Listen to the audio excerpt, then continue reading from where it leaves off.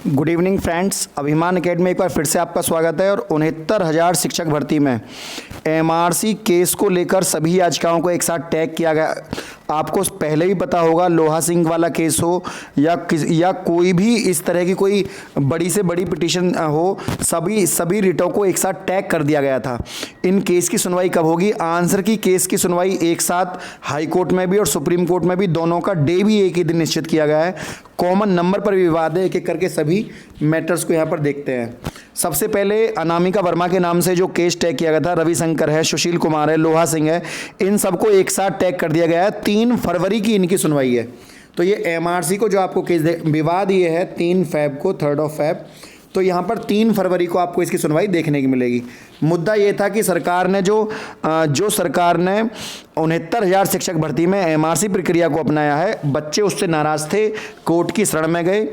तो कोर्ट ने यहाँ पर ये भी देखा जा रहा है कि जो हेमंत सर हैं और जस्टिस यूलिस सर है, मोस्टली शिक्षक भर्ती से जुड़े हुए मैटर्स को वही देखते आ रहे हैं, ठीक है ना। तो यूयू ललित सर तो बहुत ज़्यादा मामले को जल्दी से विस्तारित करने की प्रयास करते हैं और हेमंत सर तो देखते ही मामले को डिसमिस करने की बात करते हैं।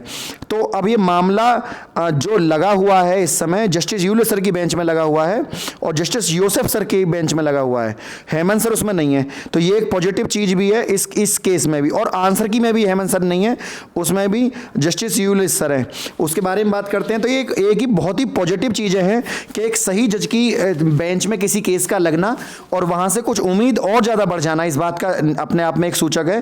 तो बहुत दिन का इंतजार एमआरसी वाले छात्रों का अब खत्म होता हुआ, क्योंकि ये भी बात है कि कुछ अभ्यर्थियों के मन में यह है कि एमआरसी गलत लगी, कुछ अभ्यर्थियों के मन में ये लगी कि एमआरसी सही लगी। क्योंकि जिन्हें अपना जनपद चाहिए था वो कहते हैं एमआरसी सही लगी, जिनका सिलेक्शन नहीं हो पाया वो कहते हैं हमारी एमआरसी गलत लगी। तो जब तक मामले का निर्णय नहीं हो जाता, एक मन में जो संशय बना रहता है वो खत्म हो जाएगा, ठीक है ना। दूसरा पॉइंट आता है आपका आंसर की वाले मुद्दे का। आंसर की वाला मुद्दा है Rishabh Mishra versus examination regulatory authority 26053/2020। तो ये डायरी नंबर इसके अंडर में जो केस चला हुआ है, ये आपका 28 तारीख का जो केस था, इसको अब बढ़ाकर 28 तारीख का ये आगे बढ़ाकर आपका 2 फरवरी का कर दिया है। तो 2 तारीख को इसकी आपकी सुनवाई होने वाली है। और सुनवाई पहले जो थी, ये सुनवाई पहले होनी थी जस्टिस यू ललित सर की बेंच में और हेमंत गुप्ता सर की बेंच में, लेकिन अब जो ये सुनवाई है ये जस्टिस KM जोसेफ सर की बेंच में लग गया है। और सॉरी 1 तारीख का, तो 1 फरवरी का ये यहाँ पर देखने के लिए आपको ये मिलेगा। तो 1 तारीख को बहुत ही इंपॉर्टेंट डे होने वाला है आंसर की वाले मैटर के लिए, क्योंकि सरकार ने एक तो उन क्वेश्चनों पर कॉमन नंबर दे दिए जिन पर नहीं देना चाहिए था, और जिन पर नहीं दिए, जिन पर विवाद था उन पर नंबर नहीं दिए। इससे भी बच्चों में थोड़ा सा रोष है। और आंसर की जब से पेपर हुआ है तब से कहीं ना कहीं विवादों में रही है। पूरी भर्ती प्रक्रिया निमट गई, लेकिन सरकार ने आंसर की का जो सही सॉल्यूशन था वो नहीं किया। तो इसके अनुरूप और इससे कुछ पॉजिटिव चीज़ें जो निकल कर आने वाली हैं, काफ़ी अच्छा जो है ऋषभ मिश्रा की टीम ने यहाँ पर काम किया है और वाकई में ही बधाई के पात्र हैं कि उन्होंने जल्दी ही इसको डेट को। और उधर इसी को लेकर एक अन्य याचिका जो है मैं आपको बता देता हूं, इसी डेट में हाई कोर्ट में भी लगी हुई है 1 तारीख की। तो 1 तारीख में आंसर की पर दोनों पर सुनवाई है, हाई कोर्ट में भी और सुप्रीम कोर्ट में भी।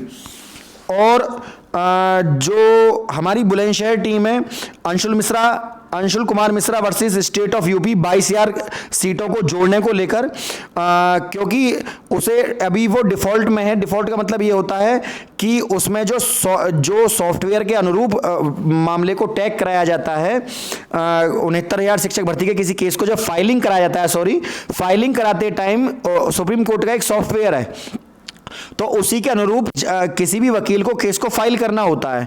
तो उसमें थोड़ी सी भी अगर कमी होती है तो उसको सही करने के लिए कुछ समय दे दिया जाता है।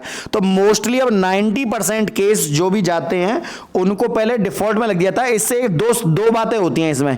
एक तो जो ज़्यादा केस लगने की वजह से सुप्रीम कोर्ट की जो बेंच बैठती हैं उनको टाइम मिल जाता है कि इस केस को कब टैग कराएं। एक तो वो अपना टाइम ले लेती हैं इस बहाने। उधर जो छोटी सी भी कमी होती है उधर वकीलों से भी बोल दिया जाता है कि आप मामले को सही तरीके से इसको लगा कर लाओ, तरीके से जो सुप्रीम कोर्ट की गाइडलाइन है उसके अनुरूप। तो हमारा मामला भी उसमें लगा हुआ है, जल्दी ही उस चीज़ को सॉल्व कर लिया जाएगा। जो 22,000 सीटों का दूसरी टीम के द्वारा किया गया था उसकी 2 फरवरी की सुनवाई है और अयोध्या टीम की भी, और वहाँ से भी कुछ ना कुछ पॉजिटिव चीज़ें निकल के आएंगी। वो भी पहले अंडर लिस्टेड कर दिया गया था, सॉरी डिफ़ॉल्ट कर दिया गया था, बाद में उसको भी सही कर लिया गया। तो ये प्रक्रिया सभी केसों के साथ चल रही है। तो ये बहुत अच्छी चीज़ है कि 22,000 सीटों को लेकर प्रथम सुनवाई होने वाली है, और वहाँ से भी कुछ चीज़ों के बारे में पता लगेगी, सरकार इस बारे में क्या, मूड के बारे में सरकार क्या सोच रही है। तो देखिए, सीटें किसी भी माध्यम से जुड़े हैं, चाहे किसी भी टीम के माध्यम से, सीटें जुड़नी चाहिए। नौकरी मिलने से मतलब है, चाहे जीत हमारी टीम को मिले, चाहे जीत किसी दूसरी टीम को मिले, लेकिन सीटें जुड़ना अपने आप में बहुत इंपॉर्टेंट है, ठीक है ना। तो जैसे भी कोई भी अपडेट होगी आपको तुरंत इसके चैनल के माध्यम से बता दी जाएगी। जो व्यूअर्स नए हैं वो चैनल को सब्सक्राइब, वीडियो को लाइक और शेयर करना ना भूलें। आज के लिए इतना ही। जय हिंद, जय भारत।